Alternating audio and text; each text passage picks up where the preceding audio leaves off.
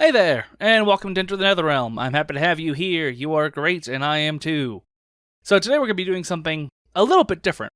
Something extremely original, something you've never heard of anybody doing before. That's right. I'm going to be making a tier list. I know, right? You're blown away by the originality I'm showing here. But this is a very special tier list because this is, and again, one of those things that I thought about doing before I actually started the show, which is we're going to be doing a tier list of the 3D era, specifically, characters from the Mortal Kombat games. So, we're going to get right into it. Welcome to Enter the Netherrealm. Enter the Netherrealm.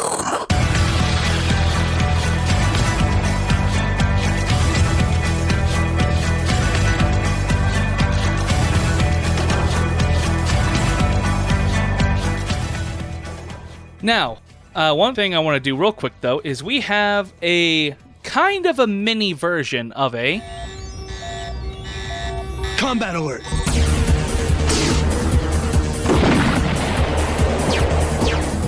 That's right, Kombat Alert time. This is a story from ScreenRant.com. The title of the story?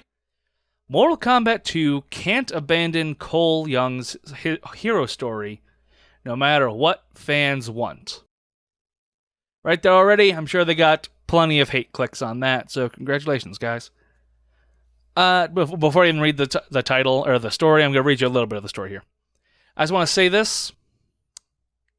I don't know how many people really actually want Cole gone now that he's here, versus how many people would have just preferred that he was someone else, you know? Like I've talked to people, and I've had a surprising number of people say, oh no, he was fine, or I don't have a problem with him, or whatever, right? I think the majority of the consternation came from, well, why the fuck wasn't he Johnny Cage or whoever, right? Now that he's here, I think most people are kind of okay with it. So, a little bit of the story. Mortal Kombat 2 writer Jeremy Slater has promised that they are listening to fan feedback to the original film. Namely regarding the movie's protagonist. However, the film cannot abandon Cole's hero story. Cole Young is the protagonist of the 2021 Mortal Kombat film series reboot, and has been quite a divisive character amongst the fans. Cole is a new and original to the series, a heroic human fighter amongst the paranormal cast of Mortal Kombat fighters, ninjas, and gods of thunder. Some have declared the character boring and unnecessary with little personality. Yeah, I can't fight that there. I disagree with that. As such, with the creative team taking on feedback to the film seriously, Cole would be expected to take a backseat, but the writers shouldn't allow this to happen. Remember, this is the guy who's writing the article. Part of the problem with Cole is that he is very similar to Johnny Cage. No, he's not. Who is not only a human martial arts fighter, but also a Hollywood actor in turn. He's more of like an actor that does fighting stuff. That's like saying that, Arnold Schwarzenegger or Jean-Claude Van Damme was a martial artist. Cage has always been a charming and charismatic character whose irreverent quipping juxtaposes the self-seriousness. Man, he was really trying to hit his syllable quota there, wasn't he? While a Mortal Kombat Johnny Cage spin-off has great potential, I don't think anybody asked for that. Cole is ultimately not Johnny Cage. Correct. I don't think anybody was saying that he was Johnny Cage. I think people were saying that he was put in place of Johnny Cage, or instead of Johnny Cage, which, even that's debatable, but I'll finish this up real quick. Rather, Cole's decidedly stoic, generic good guy characterization has led many fans to find him boring. The creative team behind Mortal Kombat 2 has promised to listen to the feedback of the first film, vowing to make a sequel that, quote, tops the original every way. As much like the first one, well, that won't be that hard. However, despite being divisive, abandoning Cole as the central protagonist, radically altering his character, or even making him more like Johnny Cage would not only be harsh on the character, but the actor too. There's more to the article. The link's in the show notes if you want to go read the full thing. However, a couple of things. One, people weren't really comparing him to Johnny Cage. It was more so that people were saying, like, oh man, why wasn't he Johnny Cage? why was this guy? People were making the thing of like, oh, they put him in instead of Johnny Cage, which might more or less be true, but I think there's a very big misunderstanding that a lot of fans have of whatever series, not just Mortal Kombat, of looking at the roster or looking at the cast or looking at whoever and going, oh, my favorite's not here because they went with this, right? Like that's been a big thing with the two fighting game series, funny enough, that have a lot of two fighting game series that have a lot of guest characters, which is Mortal Kombat and Soul Calibur. People like in, let's say, freaking Mortal Kombat X, people looked at that and went, oh, so they put Jason in, but they couldn't put Havoc. Or an MK11, like, oh, they don't have Ermac and Reptile because they put in John Rambo or RoboCop, right? And I kind of get what they're saying. I kind of get what they're coming from. It's like, I would have rathered have, or I would have rather to have, or whatever the phrase is. And I understand that 100%, but that's not what people say. A lot of people get in their heads, it's like, oh, if fucking RoboCop wasn't here, then maybe we could have had Reptile. Or if John Rambo wasn't here, maybe we could have gotten Ermac. You know? Shit like that. Which isn't true. That's not how any of this works. They don't sit down and have a meeting. It's like, all right, guys, we're going to go after the rights and see if we can get the rights to Spawn. But if we can't get Spawn, we'll put Hotaru in there. Okay? Got it? Cool. Right? That's not how those conversations go. The idea that, and this all, the best example of this is Smash Brothers. It's like, oh, they're stealing a slot. You know, Toon Link is stealing a slot, right? That's something that you've heard every Smash Brothers hardcore fan say is, oh, whoever stealing this spot or stolen this spot or someone else could have had the spot. I understand the sentiment, but that's not how that works. It's not like they made the decision, like, well, we'll either put in Toon Link or we'll put in, you know, crap, what was his name? Gino. They were going to put Toon Link in. And if they didn't put Toon Link in, they probably weren't going to, there probably was not there wasn't like a coin flip. Or it wasn't like if we just, we're not going to put Toon Link in, instead we'll do Gino, right? Those are two completely separate conversations. So, getting back to the root of this matter, people who said, again, I don't remember anybody who said, oh, he's too much like Johnny Cage, or he's just like Johnny Cage, or he's just a Johnny Cage of this movie. Not. The closest Johnny Cage comparison I ever heard to Cole Young was the whole, like, the normal person being drug into this crazy world of magic fighting horse shit, right? But I don't think anybody considers him like, oh, he's so much like, what was the phrase? What was the phrase that he used here? Something along the lines of, part of the problem with Cole is that he is very similar to Johnny Cage. No, he's not. I heard nobody say, Cole Young is just a boring Johnny Cage, or Cole Young is whatever, right? I heard plenty of people say shit along the lines of, I'd rather have Johnny Cage than him, or he's not as good as Johnny Cage. I heard kind of people disparaging Cole Young in favor of Johnny Cage. That's not that hard, or that would happen all over the place. But the idea that, oh, he's too similar to Johnny Cage, no, he's not. If you were to stand Johnny Cage and Cole Young next to each other, it wouldn't be like a freaking Darius and Jax situation where people are just like, two bald black guys wearing sunglasses. Crap, which one's Jax, right? No, people would be able to tell the difference between Johnny and Cole Young immediately, right? And personality-wise, they're nothing alike. Johnny Cage isn't even again, he's not a martial artist. He's just a movie actor, yeah, whatever, who does martial arts, and he's really good at them. But I don't think that Johnny Cage, even in the frickin' movie, well, maybe in the series, or maybe in canon, or whatever you want to call it, right?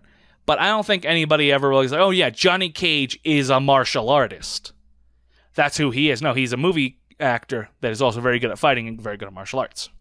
I might be messing up, but the point is like the phrasing, right? So yeah, I don't think there's anybody that was like, oh, he's just like Johnny Cage. And also the people who thought, well, they were either going to put in Cole Young or Johnny Cage. No. I'm sure like in the first or second pitch meeting, they were like, why don't we just have an original character and save Johnny for the sequel? Because think about it. Johnny Cage is already in the game. Johnny Cage was already in the original ones. And they said from the very beginning this isn't just going to be like a follow-up to the first, or not a follow-up, but like a remake of the 95 movie. We're going to be doing something very different, right? So we got a pretty good idea right off the bat that we're going to be doing something such as not having Johnny Cage in the frickin' movie. And also, that is because look at the response that people have had, and look at everything that's happened. Clearly, they might not have anticipated as much backlash, but they freaking nailed the thought of like, we'll take out Johnny, we'll save him for the sequel, and people will be fucking hyped to see Johnny again. And they nailed it, because pretty much ever since Mortal Kombat 1 came out, people are like, where was Johnny Cage? Every single article, like this one right here, kind of. Every single article I see about Mortal Kombat 2 is, where's Johnny Cage? Who's gonna be Johnny Cage? What role is Johnny Cage gonna play? If they had put Johnny Cage into Mortal Kombat 1, the 2021 movie, they wouldn't be getting a fucking sixth of the publicity they currently are. So if you just want to look at it from just a raw, like, business standpoint, they made a great fucking decision by not having Johnny in the first one. Because the first one made its money. It did pretty well in syndication. Critical reception was mixed. But now everyone's like, all right, yeah, that movie wasn't great. But Mortal Kombat 2 is going to have Johnny Cage in it. And let's see who it's going to be. Is it going to be John Cena? Is it going to be Ryan Reynolds? Is it going to be Chris Pratt? Et cetera, right? So they nailed it there. Now, just to get back to kind of like my own personal feelings on Cole Young, I personally did not hate Cole Young. I didn't particularly like him either. I just feel like he could have been done better, right? Obviously, and I won't sit here and be like, oh, I was totally open-minded, and I would have been 100% perfectly fine with Cole Young from the beginning. No. I was one of the people who went, who the fuck is this guy, right? But I'm also open to being won over. And he didn't frickin' win me over, right? Cole Young was tepid. Kind of boring, as he said. Not very interesting. I don't give a shit about his family. I don't care about his daughter. I don't care about his little bracelet. I don't care about his failed MMA career. Cole Young was just not interesting. You could have taken, even if you didn't want to make him the funny guy, because you want to kind of save that role for Johnny, and also Kano was in there. Okay, so you just want to make him the straight man. Okay, cool. Make him the straight man. But make him an interesting straight man. Like, one of the biggest things is they really could have done a significantly better job with the frickin' connection to Scorpion, right? Because there was, like, the dream, and he was like, oh, man, I'm seeing frickin' demons in my brain. Weird. And then Raiden's like, hey, you're related to Scorpion. And then Scorpion shows up right at the end, right? They could have done, like, and I think it was a Maximilian Dude, where he said that, like, it could have been done a lot better, where it's like, throughout the whole movie, you're seeing, like, Cole Young wakes up from the dream of, where he sees his great-grandfather's family get murdered and whatever, right? And then later on in the movie, he gets up and splashes his face in water, and he looks in the mirror, and boom, it's Scorpion, right? And just build up the whole Scorpion thing.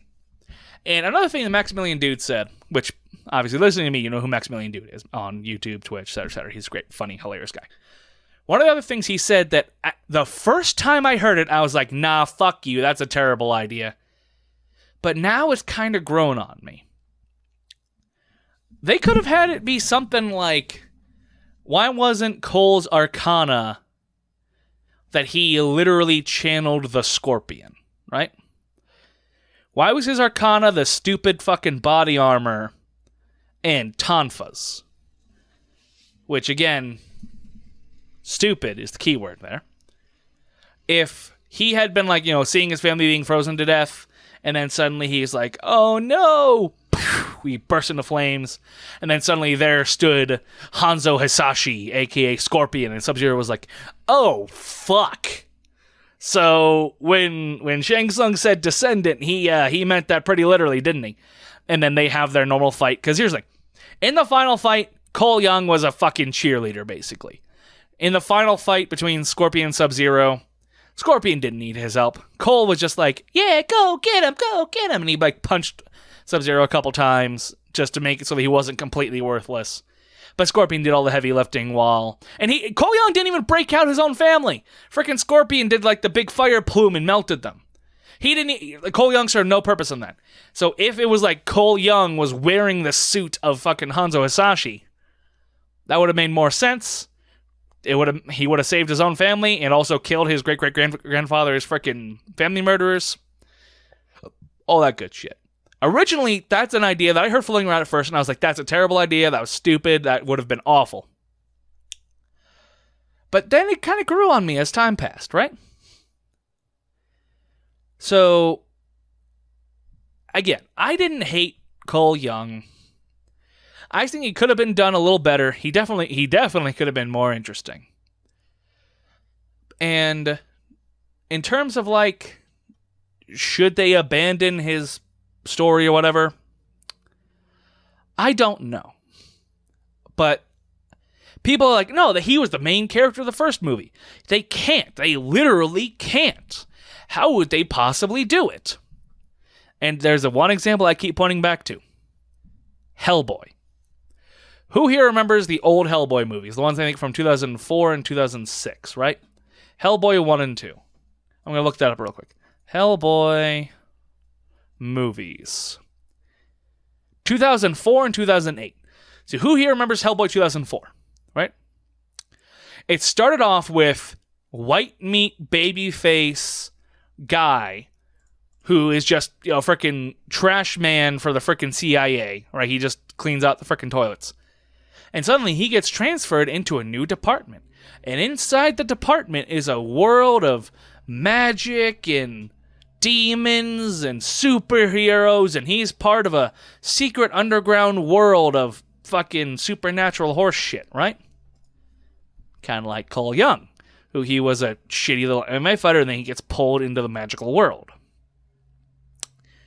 Now, who remembers John in Hellboy 2? Hands up. Hellboy 2, The Golden Army. Hands up. Remember what John did in that movie? Yeah, that's right, you don't. Because you know what happened? If you never watched Hellboy 2, I'm going to spoil it right now. Okay, 3, 2, 1. At the very, very, very beginning of Hellboy 2. Like, I think the freaking opening credits were still rolling. Like, at the bottom of the screen. Hellboy and Fishman were talking. And it's like, oh, but dude, whatever happened to John? It's like, oh yeah, I got him sent to a freaking project down in Alaska. And then the movie went on. John's his face, his character, his voice. John was not in Hellboy 2. And no one gave a fuck. Because guess what? Our introduction as the audience into the mystical world has been done. We are now in the mystical world. We no longer need to be alongside that guy. Now, I am predicting, again, going back to my old, I am predicting that that's exactly what's going to happen to Cole Young in Mortal Kombat, the movie 2. Is the movie's going to open up, and Sonya's going to be like, oh man, hey Jax, where's that Cole guy? It's like, oh yeah, Raiden told him to fuck off. And he put him out in his secret White Lotus hideout with his family. And then they're never going to talk about him again. Or, equally as possible, but still in the same vein, is the movie's going to open up, and then Cole Young's going to be like, oh, good night, little daughter, kiss on the head, I'm going to go freaking play Sega PlayStation. And then he's going to walk out of the room, do-do-do-do-do-do-do-do. He's going to hear a noise outside, huh? There's something in my garage. He's going to walk out into the garage. Huh, there's nothing there. And suddenly a shadow is going to step out of the darkness and fucking sucker punch him. And who is it? Well, he starts fighting the solid black ninja. And suddenly he gets sucker punched from behind again by another solid black ninja. It's Noob Saibot. And Noob Saibot grabs Cole and just rips him in half. Right? And then the freaking opening credits will start. I'm predicting that that's probably what's going to happen in Mortal Kombat 2. Either he's going to be killed within the first 5 minutes, or completely written out with like 2 lines about his existence. Now, should they do that? Is that what I believe they should do? Not necessarily. I would, at this point, enough time's passed. If they wanted to stick with Cole Young and have him around, okay, that's fine. I would be fine with that. But we'll see. Yes, we will. So, what do you think? Do you think they should just completely drop Cole Young? Let me know. Leave a comment, whatever, right? So, here we are. Today, we're going to do the most visual episode yet. But if you're listening on iTunes or Spotify and you just like, I don't want to have to watch it, that's fine. I will do my absolute best to make sure that this is as, digestible for an audio-only podcast as possible, right? So for starters, you know what a tier list is, right? Is you have a bunch of characters or a bunch of people, a bunch of concepts, whatever, and you have them set up to be, well, ranked from the best to the worst, the highest tier, down to the very, very bottom, the worst. On this ranking list right here, we have 7 levels, 7 tiers, if you will, that we will be ranking these characters based on. Now, as I said before, this is going to be a Mortal Kombat 3D era characters tier list. However, there are a few exceptions. For example, Chameleon is on here. I'm aware that Chameleon was in MK3, but no one really cares about him in MK3. They were secret in MK3, and they didn't really have a presence until Armageddon. Same thing with Serena, who was also on this list. She was technically in the 2D port of Deadly Alliance, so she was never technically in the 3D era game, but I'm still counting her anyway. Now, another thing is we're counting 3D era from Mortal Kombat 4 up until Mortal Kombat Armageddon. I'm not including any characters from MK vs. DCU, even though that is technically a 3D era game, because it's all old characters and some DC superheroes, and then Dark Khan, So, yeah, MK4 through Mortal Kombat versus Armageddon. Mortal Kombat Armageddon. So, most importantly, what are the tiers? I'm going to start from the top and go down. So at the very top, which is the best possible ranking you can receive, is flawless. Makes sense. Right below that is awesome. Below that is pretty good. Then you have underrated, which is characters that I can understand that people don't like, that I don't think are particularly the best ever, right? But they are not terrible. They do not deserve to be lumped in with the worst of the worst. And then we have bad, which is simply that. They're bad. They're not egregious, but they're definitely not very good.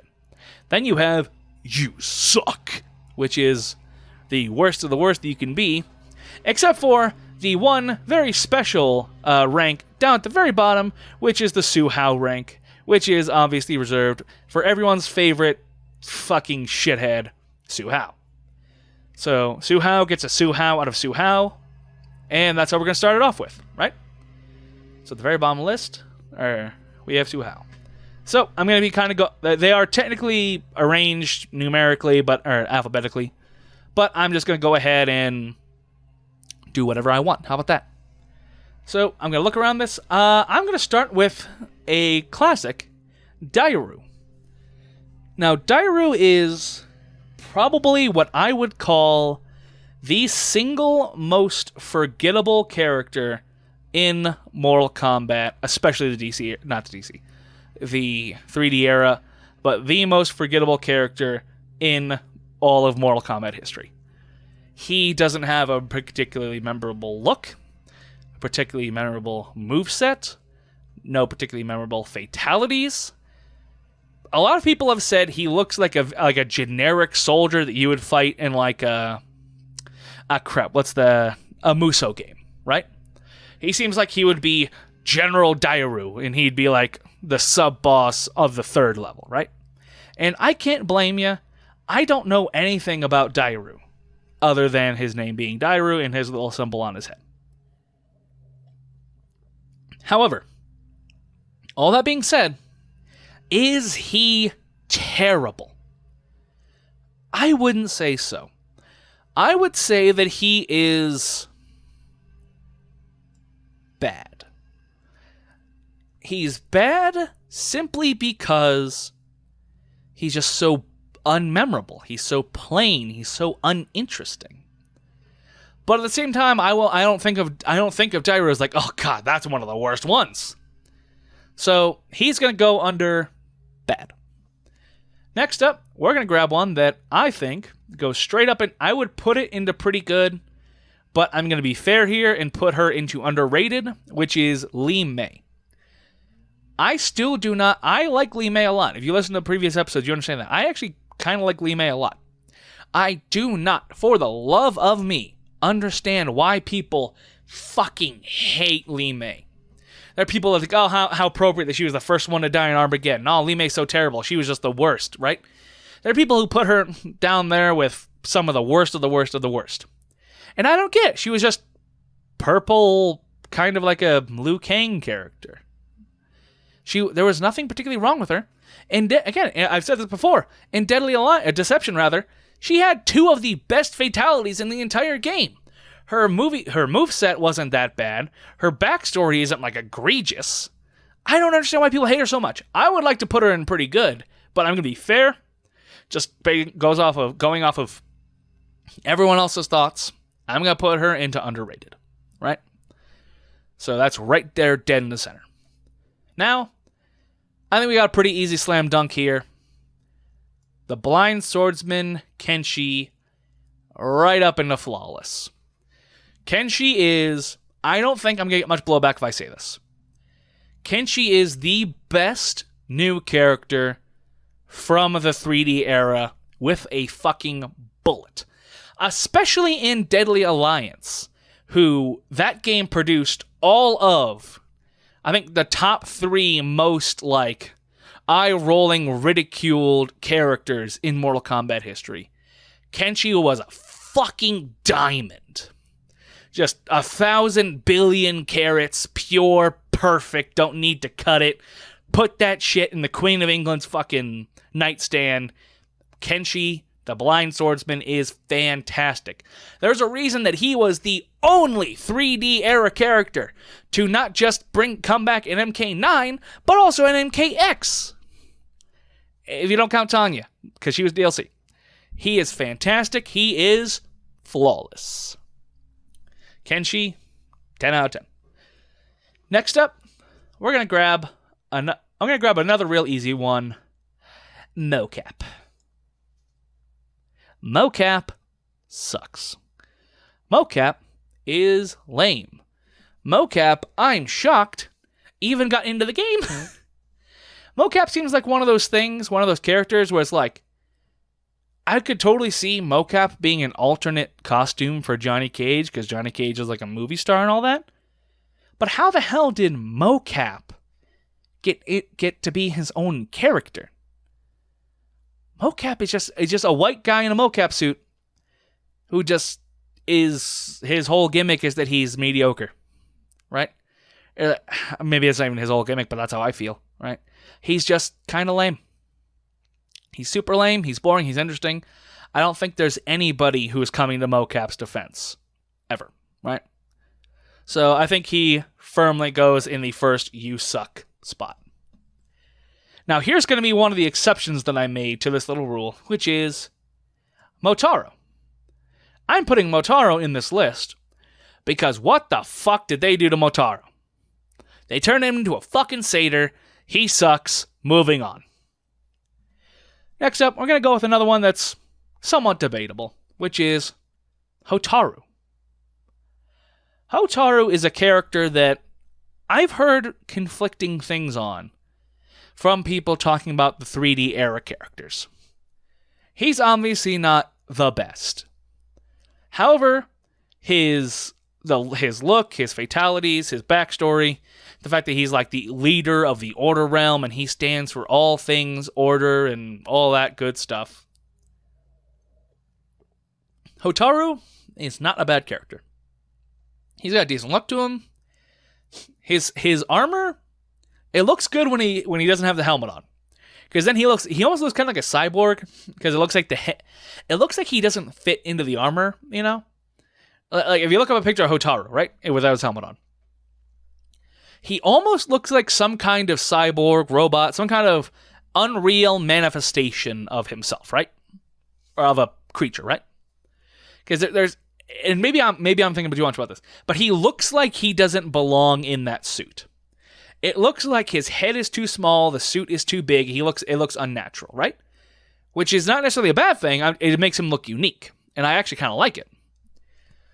But when he puts the helmet on, he then immediately just looks like, kind of like what people say with Dairu, which is he just looks like a generic NPC that you'd beat up in a freaking, Musou game or whatever, right?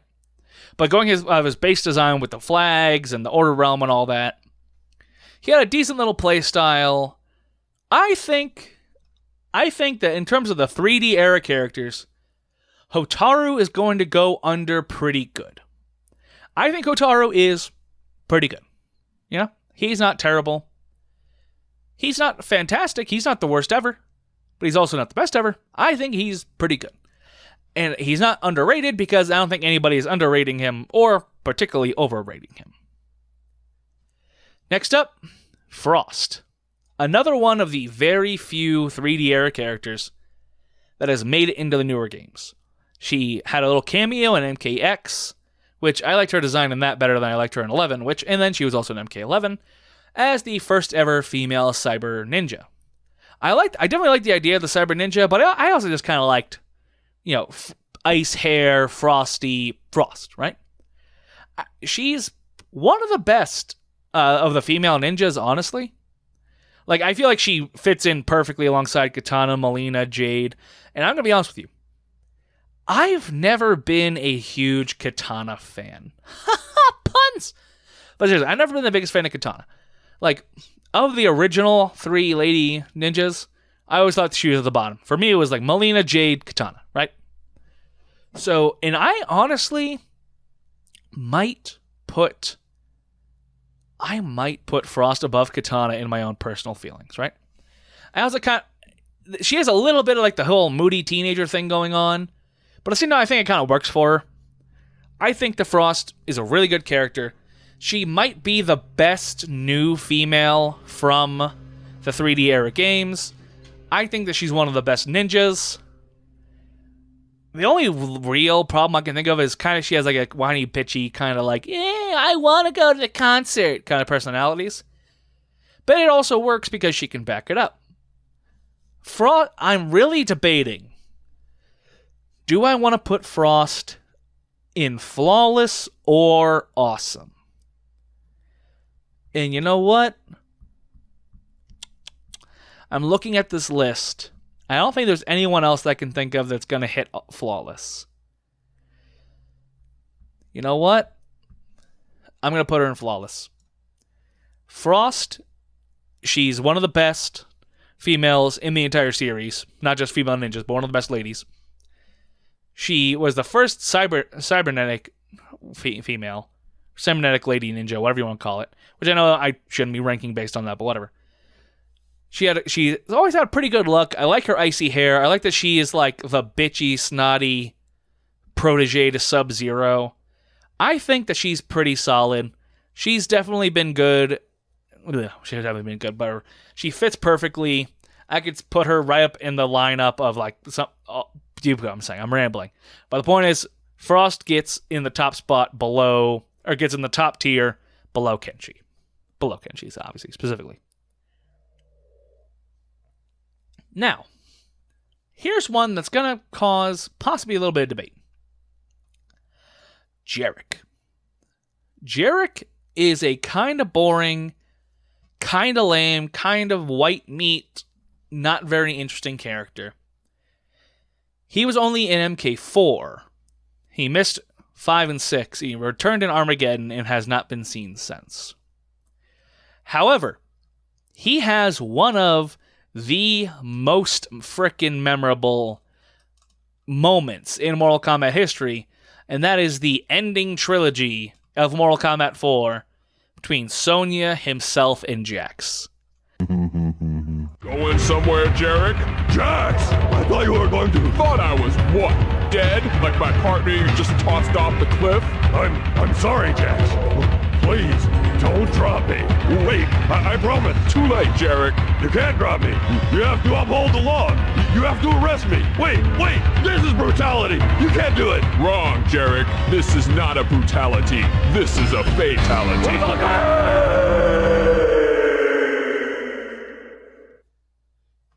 So with that, I think it's safe to say that Jarek absolutely has to go into the pretty good category. Next up, I'm going to put in... I'm kidding. He's going to go into bed. Next up, Darius. He's another one of those characters who just kind of doesn't get a lot of play in general. Nobody really talks about Darius. Nobody really thinks about Darius. Darius is just kind of there. But is he bad? No, not really. He's a rebel from the Order Realm. He's kind of like got a blade look going on. He's got some decent fatalities. And I like the name Darius. So, where does Darius go on this list? Definitely not a you suck. Definitely not a bad. I could see myself putting him into underrated. He's not fantastic, but he's pretty good. I could see him making a cameo debut return, you know? Even if he doesn't do anything spectacular. He could come back. I would be happy for him to come back and, you know, make a cameo or two. Or even come back and do a full return. Get like the Frost or I would say Quan Chi, but he didn't really need fixing. Give him the Frost or the Tanya treatment, you know? I could totally see that. Next up, Moloch. Everyone's big favorite fucking three-eyed wrecking ball team. He goes into you suck. Moving on. Onaga. I'm just going to start with Onaga. No, start with Onaga. I'm going to go with Onaga right now, right? So, Onaga. The Dragon King, also known as Damashi, who brought himself, whatever. He was the main villain of Mortal Kombat Deception. And he was supposed to be the bringer of the end times, and then he didn't, and then he took over Reptile's body. And then in taking over Reptile's body, he grew to 3 times his size and got giant-ass fucking wings. He was supposed to be the big bad of the Mortal Kombat universe at that time. And looking back especially, I don't think he holds up very well. And also he is the reason we had to introduce the Kamidogu, which the Kamidogu were not... They were kind of lame. They got a little bit redeemed in the Mortal Kombat X comic series. Being turned into knives and being used to do blood rituals, and it was like the whole thing. And the Kamidogu actually got to be a little bit better in the things, right? But Onaga is not the Kamidogu, and also at the time the Kamidogu were those stupid little amulets, right? So all that being said, if we want to take him and let's just put him in a vacuum, right? From Mortal Kombat Armageddon back to Mortal Kombat, let's say the beginning of Mortal Kombat, right? Where does Onaga rank amongst the villains? He's definitely not Shang Tsung or Shao Kahn. That's not even close. Onaga, would you say that Onaga is better than Shinnok? I've been debating this the whole time I've been sitting here, pretty much. Is Onaga better than Shinnok? Is Onaga better than Shinnok? And the answer is, I don't think so. Because at least in Mortal Kombat... should I count their renditions in Mortal Kombat X? It's my list. I'm going to do whatever I want. Especially in Mortal Kombat X, Shinnok at least got some personality. Shinnok got a little bit like, oh, you filthy mortals, I'm going to kick your asses, you petulant little shits. Right? He had more of a personality. Whereas Onaga was just kind of like, I'm Big Dragon Man. Right? Onaga wasn't really that interesting, and especially when you compare him to the other big bads of the Mortal Kombat series, he doesn't really hold up. So, I just realized I don't have Quan Chi on here. Do I not? Did I miss him? Well, fuck me. I don't have Quan Chi on here. We'll get to there later, right? So, sorry. So when you compare Onaga to the other big bads of the Mortal Kombat franchise, I would put him... I'm going to put him into bad. He's not the worst, but he's probably the worst in terms of the big bad, right? Next up, Kai. Now, do you know who Kai is? I will give you $1 right now if you can tell me which game Kai debuted in. 3, 2, 1. Mortal Kombat 4. Kai is equally as forgettable as Dairu. He doesn't particularly have anything going on. He's just kind of there. Kai's, without a doubt, probably the... Okay, I'm not going to say the most boring stories about Dairu. One of the most boring characters in Mortal Kombat history. I don't know anything about him other than the fact that Raiden gave him his staff at the end, right? At the end of his thing, right? So I'm going to put Kai into bad, right behind Dairu, but in front of Jarek. So, actually, no, backwards. Wait, how am I doing this? So the front is like the most bad, the back is the least bad, right? So like Dairu in this situation is the most bad. I'm talking too much visual, sorry. I apologize, podcast listeners. The point is Kai is under bad. Next up, Havoc. I fucking love Havoc. I think Havoc is fantastic. Havoc is, without a doubt, one of my favorite characters from the 3D era. But is he flawless? No. Havoc is really cool. I like his look. I like his idea. I like the he's the embodiment of the Chaos Realm, kind of like, and he has kind of like the Joker thing going on. I like his fighting style, but he's not perfect. He's a little weird. Like his backstory, it's a little... He wants to promote chaos, but he's a cleric, which also means that... How do you have like a organized religious freaking sect in the Chaos Realm? So he's not perfect. He's not flawless. But I think, and especially if you like read the MKX comics, Havoc is fantastic. Havoc is great. I love Havoc, and I'm going to stick him up into awesome. But it was real tempting for a minute there to stick him up into flawless. Havoc is awesome. And again, he's one of those ones I really, really freaking hope he comes in MK12. So, here's one that's going to cause some consternation. Bo Raicho. I like Bo Raicho. I think that Bo Raicho is underrated. Which you'd think I would immediately stick him into the underrated category, but hear me out. Bo Raicho is the big, fat, drunken master that taught Liu Kang and Kung Lao everything they know, right?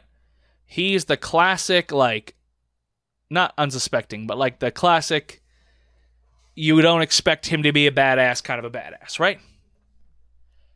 However, almost half or all of his offense is him farting, vomiting, belching, and sitting on you.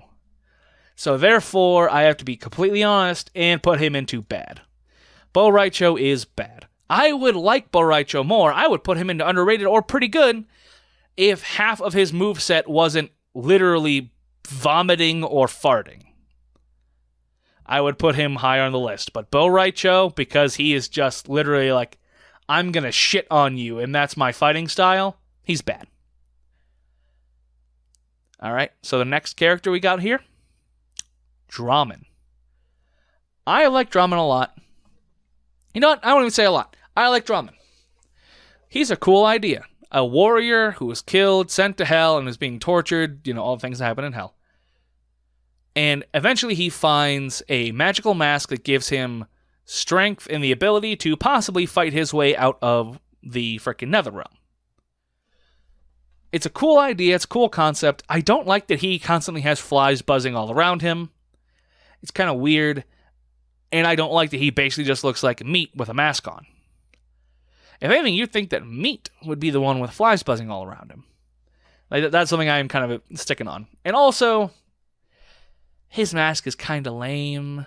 Like I know it's supposed to. It looks kind of like an African, like ritual mask, right? Like, you know, for like African warlords or whatever. I kind of get that's kind of the look they were going for, but I just don't love the mask. So I'm debating as to put him underrated or pretty good.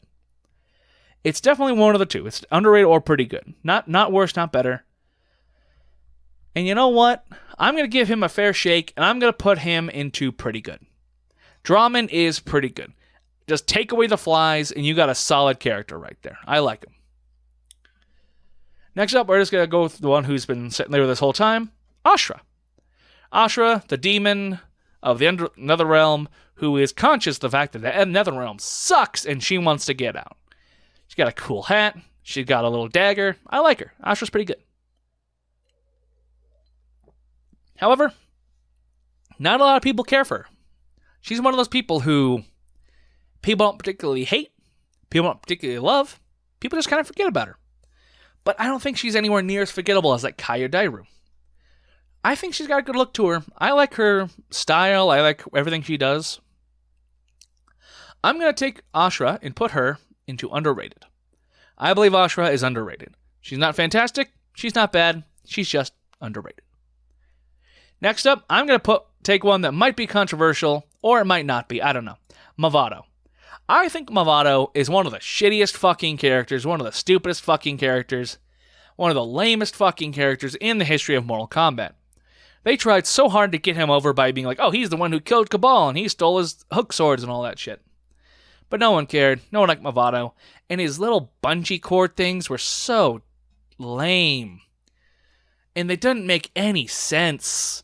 And just his face and his name and his playstyle. And nothing about Mavado is cool unless you really like those frickin' the leather jacket with the sleeveless leather jacket. Unless you like that, he's fucking lame. He has no redeeming qualities. You suck, Mavado. You're along with frickin' Mocap and Moloch. Mavado, a lot of MOs. Wow, I just realized something. Mocap, Mo Taro, Mo Lock, Mo Vado are all in You Suck. I promise I didn't do that on purpose. So next up, I'm just going to put these two right next to each other, but they're technically different characters. Chameleon and Chameleon. I like the idea of weirdo, translucent alien ninjas who can kind of like take on the fighting style of people they've seen. And their colors just kind of shift and change over time. I like the look of that. I like the idea behind that. I like the idea that these two are the last Zatarans left besides Reptile. And it kind of gives them a little more, because then they got more of the chameleon thing going on, given the name, where they can kind of turn translucent. Whereas Reptile, he's got more like the acid spitting, like, because there's all kinds of different lizards out there, right? They're supposed to be lizard people, so I think they fit. I'm going to take both of these guys, Chameleon and Chameleon, and I'm going to put them both into pretty good. I like them both. They're pretty neat. They won't really work nowadays with the new age of fatalities, because I can only imagine that fucking nightmare. I'll be like, okay, these guys all have to have translucent blood and translucent organs that are going to look weird as shit to do fatalities on. Although now that I say that out loud, that'd be kind of rad. Is if like they were doing the fatalities and they were all translucent, and it's like, I bet that would be a pain in the ass to render, but that'd be kind of cool. I would actually kind of like that. So, we're getting down to nut cutting time. We're getting real close to the ending. And I'm going to do something that I don't think anybody's going to debate me on. Taven and Dagon, the twin brothers who are the protagonist and antagonist in the Mortal Kombat Armageddon storyline. I don't think anybody's going to fight me on both of these guys going into You Suck. Because they are boring, they are generic. They've got some personality to... You know, I'm about to tuck myself out of it, aren't I? I'm going to pull them back out of You Suck and rethink about this. They've got some personality. Like, Dagon, was the one who founded the Red Dragon, which brought us to Movado. So he's going right into You Suck. Dagon's now in You Suck. But Taven, I don't know. He has some personality. He is the catalyst for the Armageddon conquest mode, which I really liked, as you've heard me mention before. He's not boring. He's more interesting than, if you go back to the very beginning of this episode, he's more interesting than Cole Young. That's for sure. I don't hate Taven, but he's still boring and lame, so Taven goes into bad. Next up, Tanya. Tanya, she's pretty good. She's pretty solid. She's a character that, I don't really know particularly why she's hung on as long and hard as she has, other than the fact that she is based loosely off of Ed Boon's sister. And that might be some favoritism in the works, but hey, you know, it's his series. He can do whatever he wants. She debuted in 4, and then I believe she was in 4, missed 5, 6, 7, and then she came back in X. And Tanya's pretty good. I like Tanya. I like the look of her. I like that I think she was the first, I'm thinking about it, MK4. I believe she was correct me if I'm wrong, she was the first one since Sonya to not be a female ninja.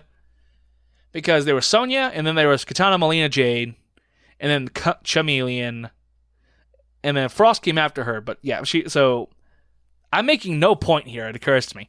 The point is, I like her look. I liked it a lot when I liked her a lot more in the MKX version of her, where she had the, what's it called? The pole arm, rather than the tonfas. But, But I actually did kind of like the tonfas because it was interesting. It was original, it was different, and it was unique for her. So I'm going to take Tanya, and I think everyone agreed that she was not bad. So I'm going to take her and put her in the... Do I put her in pretty good, or do I put her in awesome? You know what? I'm going to take her just because of her MK... Well, I'm not really judging her off of MKX, am I? She didn't really have any particularly good fatalities or harakiris. You know what? Yeah, she doesn't deserve awesome, but she deserves pretty good. I'll put her in pretty good. Next up, Serena. I mentioned her earlier. Serena actually technically made her debut in Sub-Zero Mythologies, but she made her actual fighting debut in MK Armageddon, Deception. But the point is, I would still consider Serena an MK 3D era character, as rare and obscure as she is. She's got a really good look to her.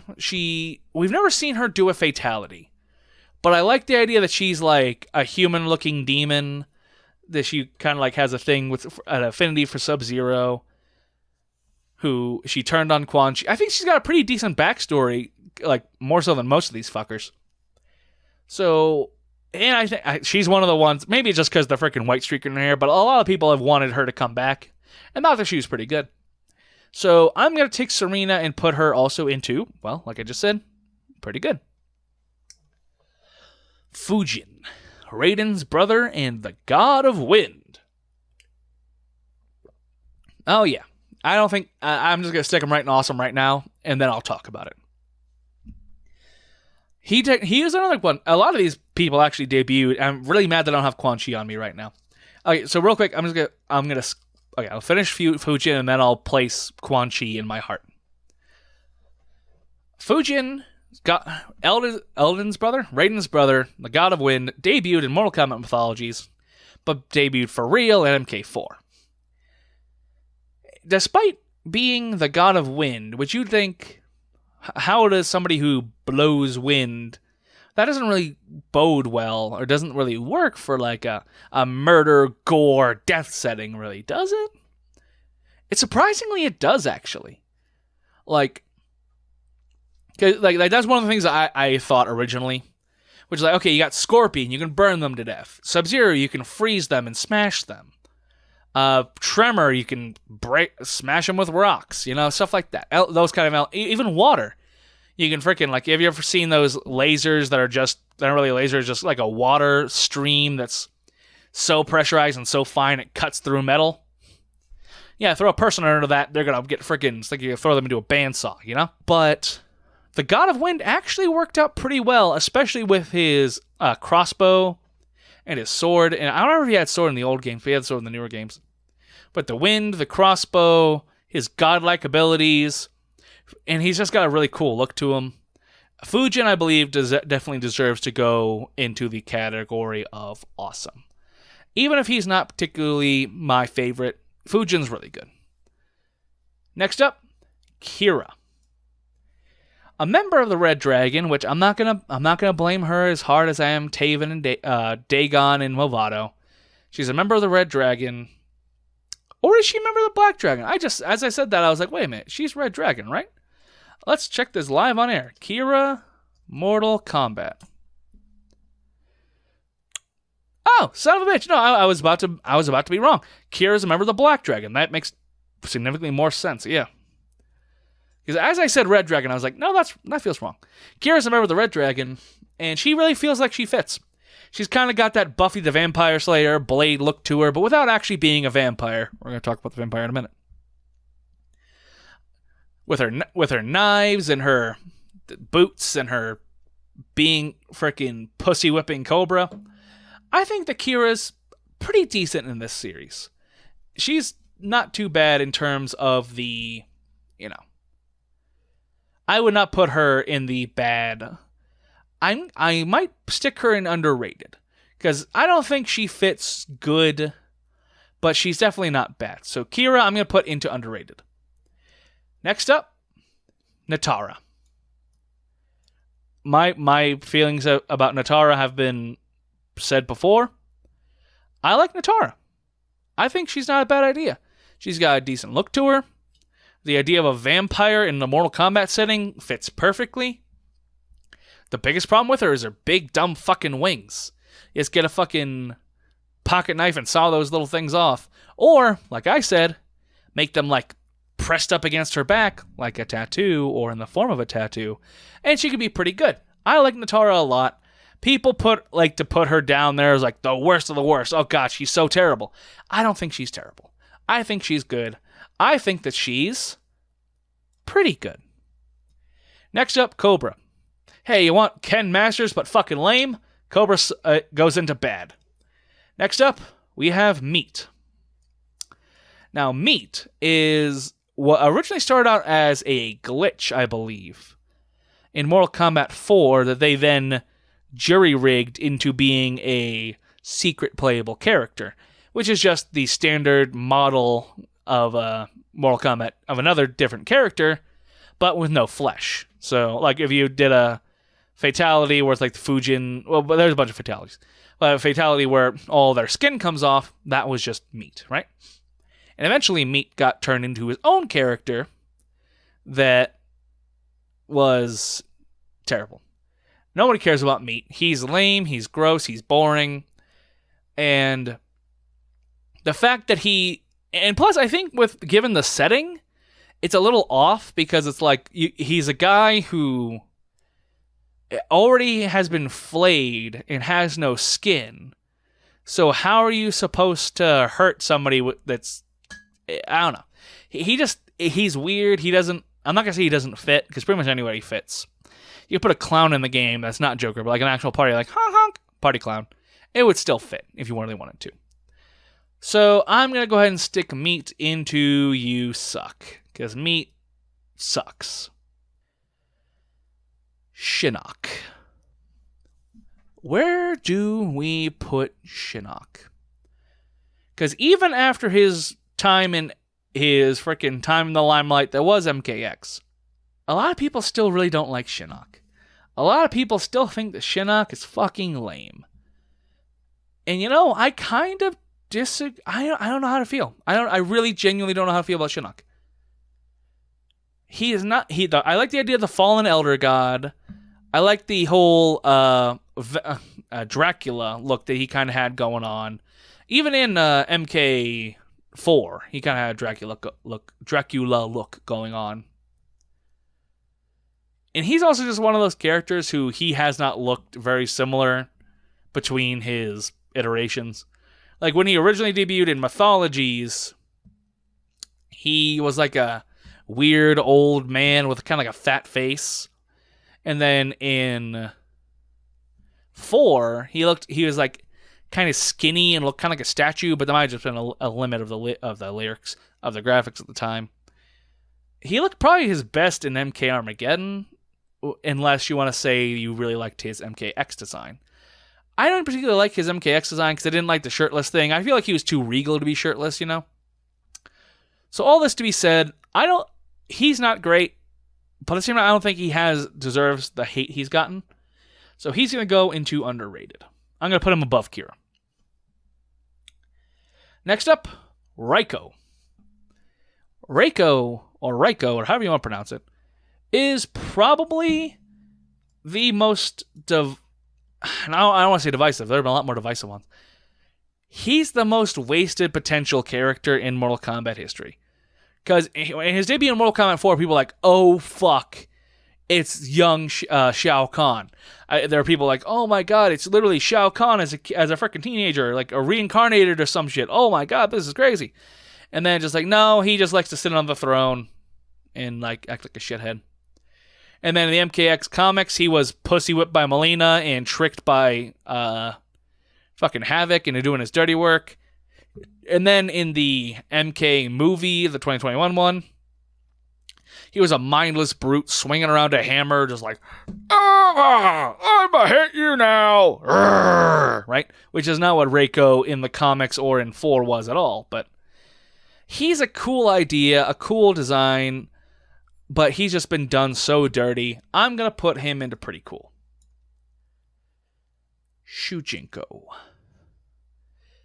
The main character of Mortal Kombat Deception. Starting off as a young child, getting a vision, maybe not a young child, but like a teenager, getting a vision from Damashi, a messenger from the Elder Gods. He is then propelled on an adventure that lasts a lifetime to collect the Kamidogu for the good of all the realms, only to have been tricked by the Dragon King Onaga into assembling the Kamidogu so that the Dragon King could make his return. And along the way, he learns a little bit of everything from a little bit of everyone. He learns everyone's different fighting styles, he gets a little bit of Scorpion, a little bit of Havoc, a little bit of all kinds of people. And at some point he gets 2 swords, which nobody else had 2 swords, whatever, right? But at the same time, his name is literally main character. He's kind of a generic-looking, like, kung fu master guy, like from the old, Donnie Yen movies or whatever. And he's not particularly great of a character. He doesn't have a particularly good fighting style. And his fatalities in that one game were not anything to write home about. However, he did bring me my favorite thing, one of my favorite things in the history of Mortal Kombat, which was Deception Conquest Mode. So I cannot bring myself to put him under bad. You know what? No, I'll put him in bad, but he's going to be at the top of bad. He's going to be right below underrated because he was the catalyst for Conquest Mode, and I can't bring myself to say that was terrible. Next up is Quan Chi, and as you can probably imagine, Quan Chi is going up in flawless. That's not even a question. He's a freaking diabolical sorcerer, shapeshifter, necromancer. Made his debut in Deception, actually Deadly Alliance.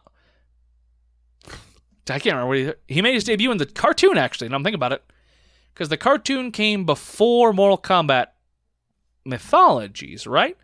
A little bit of homework here.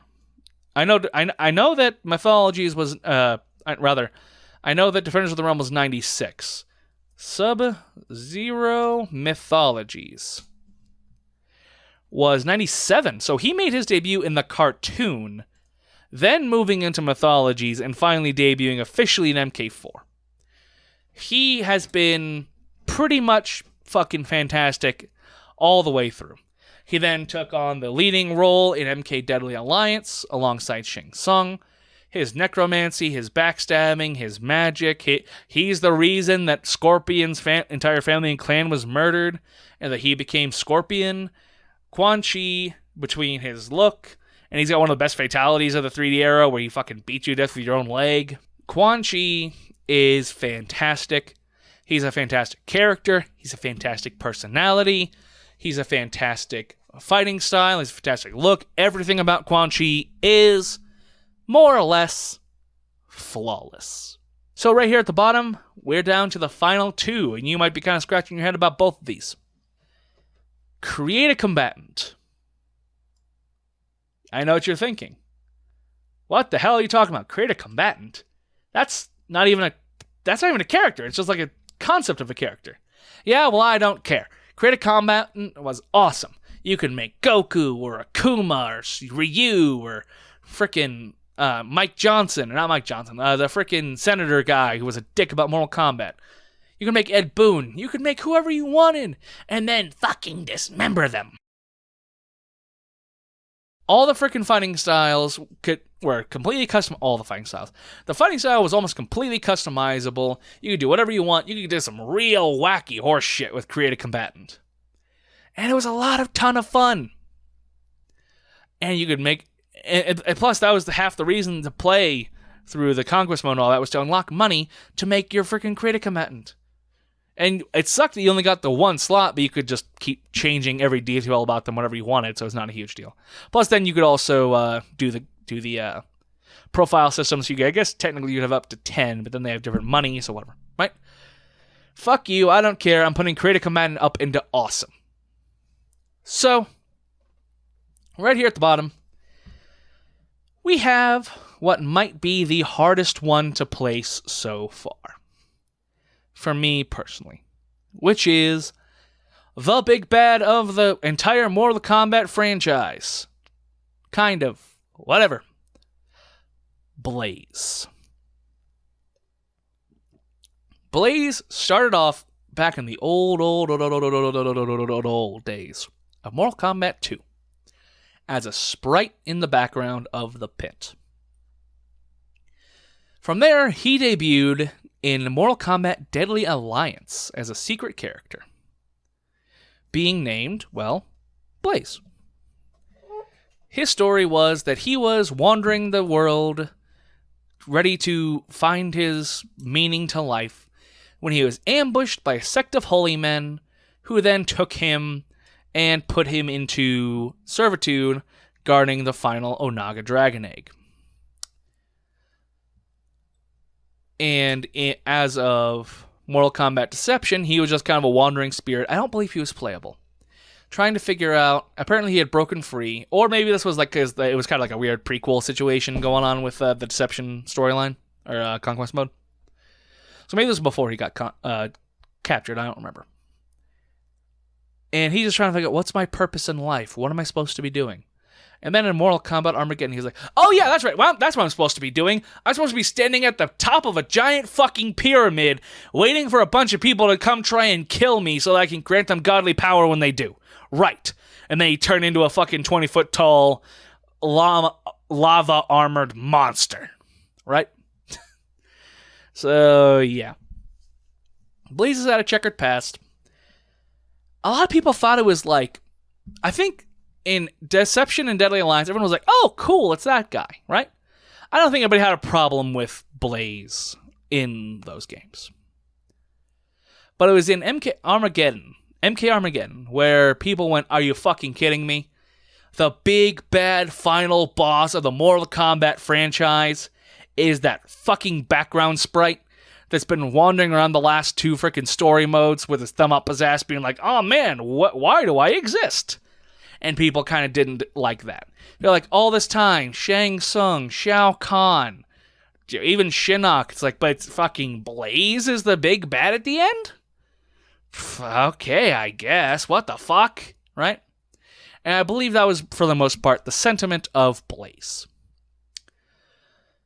In the game, he was a big, hulking boss character. And being a boss character, he had a completely unique moveset. He couldn't be done fatalities to. It was a whole thing, right?